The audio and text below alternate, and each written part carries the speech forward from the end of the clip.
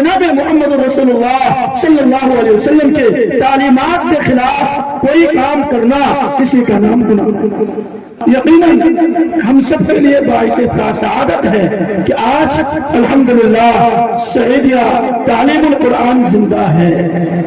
اور یاد رکھیے یہ مدارس گاؤں کی پہچان اور شان ہے، مسجد گاؤں کی پہچان اور شان ہے۔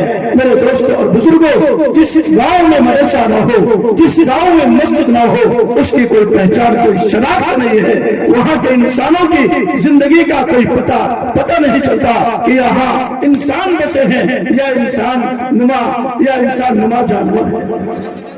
اللہ تبارک و تعالیٰ نے ہم سب کو لیے ایک مدرسہ عطا کیا، تعلیم القرآن، جس کے لیے ہم تگ و دو محنت اور کوشش کر کے اس ادارے کو آگے بڑھانے میں ہم سب یہاں جمع ہے کہ ادارہ سے بھی ترقی کرے اور تعلیمی اعتبار سے بھی پروان چڑھے۔ آج سعیدیہ تعلیم القرآن کے اساتذہ ذمہ داران نے یہ فکر لے لی ہے، ٹھان لیا ہے کہ مجھے اس ادارے کو بنانا ہے، اس ادارے کو چلانا ہے۔ شرط ہے آج ہمیں اپنے گاؤں اور اپنے تمام ساتھیوں کو کہ اس ادارے کی ہم فکر لیں۔ دوستوں اور بزرگوں، میں نے آپ کے سامنے قرآن کریم کی آیت کی تلاوت کیا۔ اللہ تعالیٰ نے قرآن کریم میں ارشاد فرمایا وَذَرُوا ظَاهِرَ الْإِثْمِ وَبَاطِنَهُ، کہ اے انسانوں، اے لوگوں، تم اپنے ظاہری اور باطنی گناہوں کو چھوڑ دو۔ گناہ چاہے کوئی سا بھی ہو، چھوٹا ہو یا بڑا، گناہ تو گناہ ہے۔ گناہ کو چھوڑنا یہ ہماری اور آپ کی ذمہ داری ہے۔ گناہ ہم لوگ سنتے ہیں بار بار، لیکن گناہ کہتے کس کو ہے؟ اللہ تعالیٰ کے احکام کے خلاف، کتاب و سنت کے خلاف کسی کام کو انجام دینا۔ گناہ چھوٹا ہو یا بڑا، گناہ ایک ایسی چیز ہے کہ جس کو چھوڑنا ہی مسئلے کا حل ہے۔ اس گناہ کی مثال ایک لا علاج بیماری کینسر سے دی جاتی ہے۔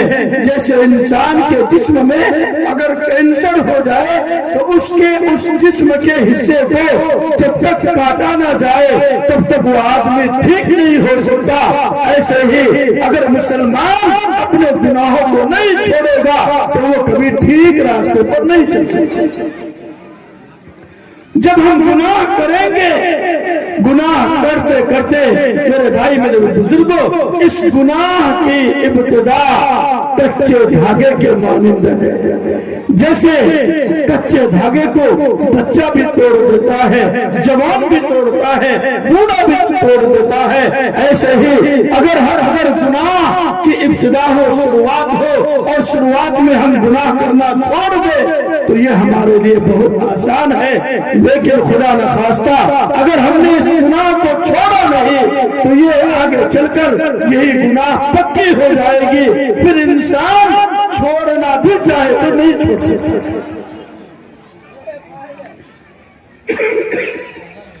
گناہ انسان کرتا کیوں ہے؟ گناہ انسان چند وجوہات ہے جو آج آپ کے سامنے پیش کرتا ہوں۔ گناہ انسان اس لیے کرتا ہے، وہ جب گناہ کرنے کا نمبر آتا ہے تو وہ یہ دل میں سوچتا ہے کہ مجھے کوئی دیکھتا نہیں ہے۔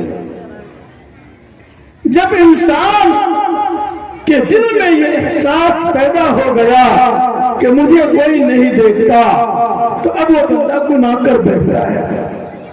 لیکن اللہ تبارک و تعالیٰ نے قرآن کریم میں ارشاد فرمایا ان ربک لبالمرصاد، اے انسانوں تمہارا رب گھات میں ہے۔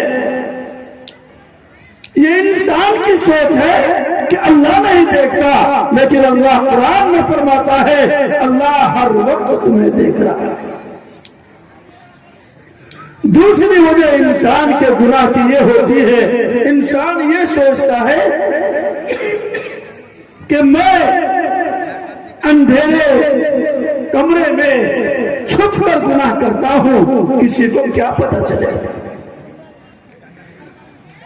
لیکن اللہ نے اس کا بھی جواب قرآن میں دیا یعلم خائنۃ الاعین وما تخفی الصدور، اے انسانو تم ظاہر میں ہو یا باطن میں جو بھی گناہ کرو گے اللہ کو معلوم ہے۔ اور تیسری وجہ گناہ کرنے کی یہ ہے کہ انسان کے دل میں یہ خیال آتا ہے کہ میرا باپ تو مر گیا، مجھے میرا کوئی کون بال بیٹا کرے گا، میری ماں نہیں ہے، میں تو کھلم کھلا آزاد ہوں، جو چاہوں گا کروں گا، مجھے میری کوئی پکڑنے والا نہیں ہے، مجھے کوئی عذاب دینے والا نہیں ہے، مجھے کوئی سزا نہیں دے سکتا، پھر وہ بندہ گناہ کر بیٹھتا ہے۔ اللہ نے قرآن کریم میں ارشاد فرمایا ان اخذہ علیم شدید، اے انسانوں یاد رکھنا تمہارے رب کی پکڑ بہت سخت ہے۔ یہ چند وجوہات ہے جس کی وجہ سے انسان گناہ کر بیٹھتا ہے، لیکن میرے بھائی میرے بزرگوں آپ کو بتاؤں حضرت ابراہیم بن ادہم رحمت اللہ علیہ بہت بڑے بزرگ، بہت بڑے اللہ والے ہیں، انہوں نے ان کی کتاب میں ایک واقعہ درج ہے، انہوں نے فرمایا ایک آدمی ایک نوجوان آیا میرے پاس اور وہ کہنے لگا حضرت میں تو بہت بڑا گنہگار ہوں اور وہ گناہ چھوڑنا چاہتا تو ہوں لیکن مجھ سے گناہ چھوڑتا نہیں۔